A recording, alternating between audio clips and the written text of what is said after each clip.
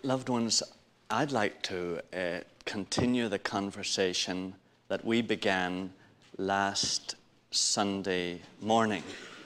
And I'd really encourage you to make it a conversation. I'm game to give a kind of introduction to the subject, but I really do ask you to ask questions, and questions that are really on your minds. And not because I think I can answer them all, or not because I think that my opinion is so important, but because we have so rarely discussed Christian marriage and God's idea of sex and love, that really we've been deluged for years by society's opinions. And I think it's vitally important that a group of us, such as we are this morning, discuss freely and openly what God believes marriage and love and sex should be. And that's why I think we need to discuss it. Because I think if we've had any kind of teaching on the subject, it's been one-way stuff. Some Moses-like creature telling us what we should do. And many of us have had questions in our hearts that we've really wanted desperately to ask. Or at least we've wanted to have some kind of feedback, or at least just put up our hand and say, I disagree. And so I'd really plead with you to be real this morning, and don't clam up on me after I give my introduction, because it's your questions that really make the thing real. One of the reasons we need to discuss it is because we have failed utterly to distinguish between two types of marriages that exist in our society. There are two very different types of marriages. Now, they both stem, loved ones, from God's own plan in Genesis. So maybe you'd look at that. It's Genesis chapter 2 and verse 24. Genesis 2 and verse 24. And it's right there, in the first days of creation, that the Creator laid down the plan for marriage. And it's from that plan that two developments have taken place, one that is corrupt and the other that is correct. Genesis 2 and 24. Therefore, a man leaves his father and his mother and cleaves to his wife, and they become one flesh. That was God's plan. God was the one who thought up the lovely idea of marriage. And the beautiful idea of love is His idea, and sex is His idea. And we need to hold on to that He started the whole idea, and it was His plan. But the first development that has followed from that is the corrupt version of His plan called civil marriage. I don't want to knock it and say it shouldn't exist. I just want us to see that civil marriage is not the same idea that God had in mind when He made that statement at the beginning. Civil marriage is a physical and mental joining together of two personalities primarily for each other's sake. That's civil marriage. It isn't primarily for God's sake, it's primarily for each other's sake. They see each other at school, or they see each other at work, and they like the look of each other, and they think they'd enjoy each other, and so they get together and they marry. And it's a physical and mental union. And it's primarily for the sake of each other. It may have the trappings of a white church wedding. I think many times it does. In our Western society, many civil marriages have all the trappings of a Christian marriage. But inside, in the heart of the union, it is really just a civil marriage, because it is founded on the same selfish love that is at the heart of civil marriages. Now, that's one kind of marriage. The other kind of marriage is Christian marriage. And there are so many differences between the characteristics of Christian marriage and civil marriage that it is really important for us to study it this morning. and to look at those differences and see them clearly. So maybe we could just take up from where we started really last day. The first big difference is the basis of the marriage. That's the first big difference between a Christian marriage and a civil marriage. It's the basis of the marriage. And the basis of the marriage in Christian marriages is not love, but God's will. Now let me elaborate that a little from last day. You remember Abraham was looking for a wife for his son Isaac.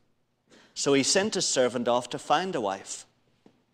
And the servant chose the woman that God chose. He set up some circumstances, you remember, whereby God would be able to show him which was the woman that Isaac should marry. And in other words, Abraham let God choose through his servant the wife that Isaac was to marry. That's the pattern throughout the Bible. The people that others marry who are part of God's family always allow God to do the choosing. And that's the basis of Christian marriage. And it's from that that real love stems. Now, in civil marriage, that isn't the way it works. It's interesting, at the beginning, most of us, even in a civil marriage or an ordinary non-Christian relationship, it's interesting that most of us experienced part of the gracious gift of love. God does try to get us on the right track. He does try to get us on real love. He does give us a gracious generosity in our attitudes to each other. And you know, we've often joked about it. You remember where you're so anxious to please the other person that you don't care what you want yourself. And it gets really funny when you are asking each other out, you know, and you say, where would you like to go? And the other one says, no, where would you like to go? And he says, no, where would you like to go? And she says, no, where would you like to go? And then he guesses where you would like to go, and she guesses where you would like to go, and you end up somewhere where neither of you wanted to go. But it is beautiful. I mean, it is for a momentary experience of unselfish, generous love that God actually gives to people who base their marriage on His will. And most of us, it's interesting, isn't it? God is so good to us. Even those of us who don't care about God, even those of us who don't care about Jesus, have a strange experience of love for a moment at the beginning of our marriage. It doesn't last too long, because we then become consumed with what we really want and what we would enjoy. And either that happens during the courtship or it happens soon after we marry. We stop being interested in the other person. We say the magic has gone out of the relationship, but really it is that we have ceased to love. We have begun to concentrate not on giving, which is the heart of love, but we have begun to concentrate on getting. And you know how, because we have an uneasy conscience after certain experiences, we have to say, I love you, but really we know fine well we don't mean that. We really mean, I want to get from you, or I need you. And so most marriages that are not based on God's will, after an initial experience of unselfish giving love, sink into just downright lust, desire, wish for the security, significance, and happiness that they should get from God. And they concentrate on getting it from each other. And most civil marriages sink down onto that level. And that's the basis of most civil marriages. I need you, I want you, I enjoy the praise that you give me, or the sense of position or importance that you give me as a provider and a father to your children, or I enjoy the security that you give me and the money you provide and the good home that you've given, or we both enjoy the thrill or the exhilaration that we give to each other physically, as long as we give it to each other. And most civil marriages are based on that, whereas a Christian marriage is based on the will of God And as a result of that, of course, God gives real giving love to those two people. That's why, loved ones, the marriage service goes like this. I call upon these persons here present to witness that I take thee to be my lawful wedded wife, to have and to hold from this day forward. And then towards the end of this, and to cherish till death us do part, according to God's holy law. And thereto I give thee my troth. And troth is the old English word for covenant. And that's why in a wedding, in a Christian marriage, you say, I make a covenant with you this day.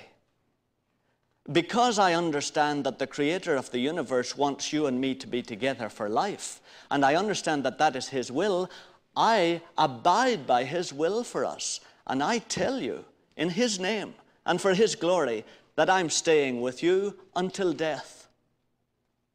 It's, if you like, a very cold-blooded covenant and promise, not on the basis of your transitory likes or dislikes physically or emotionally, which civil marriages like to call love, but it's based on the fact that you know this is God's will for you, and you're agreeing with this loved one that you're going to stay together because of God until death.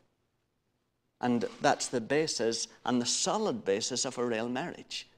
The other is no basis, as you see. I mean, 50% of the marriages in our country are ending up in divorce. So obviously, the other idea of love, which is really lust, or I need you, or I want you, or I get from you, that is no basis for lasting marriage. The only basis for lasting marriage is that you know it's God's will. And what we said last Sunday was, you can only find out which is the person that God wants you to marry if you've at last died to getting security, significance, and happiness from other people. Only when you've died to that will you be like Elijah, able to ignore the earthquake of the old physical desires and the fire of the old emotional needs, and be able to hear the sound of gentle stillness that is God's voice. So in a very real sense, you know, only when you've died to your need to marry are you in a position ever to find out from God whom He wants you to marry. And that's the basis of Christian marriage.